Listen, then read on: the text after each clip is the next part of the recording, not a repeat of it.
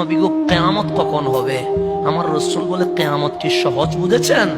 আরে জানেন কিয়ামত মানে কি? সেদিন আল্লাহর সামনে আপনাকে দাঁড়াতে হবে। আগে কিয়ামত কখন এটা পরে বলিয়েন।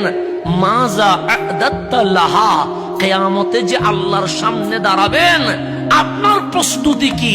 নামাজ কতটুকু পড়েছেন, রোজা কতটুকু করেছেন, জিহাদ কতটুকু করেছেন, হজ যাকাত কতটুকু হয়েছে, তাসবিহ তাহলিল কতটুকু হয়েছে? মাজা আ'দাত্তা লাহা, আপনার আমলগুলো একটু আমি নবীকে হিসাব দেন।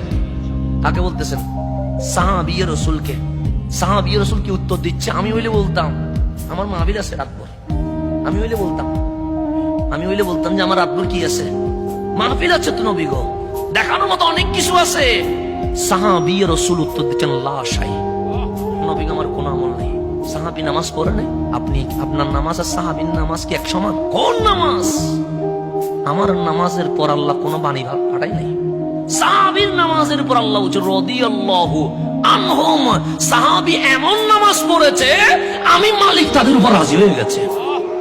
যাদের নামাজের উপর রাজ করছে রব্বুল আলামিন, ওই নামাজ ওয়ালা সাহাবী বলছেন লা শাই, নবী গো নামাজ আমার নাই, আমার রোজাও নাই, আমার হজ নাই, আমার যাকাতও নাই, আমার কোনো ইবাদতই নাই। আমার নামাজ কি? আমি নামাজে দাঁড়ায়া মাঝে মাঝে আল্লাহু আকবার বলে ভাবি আমার ভাইয়ের এক হাত জমিন যদি আমার ভিতরে নিয়ে ফেলতে পারে আমার বিল্ডিংটা অনেক সুন্দর হবে।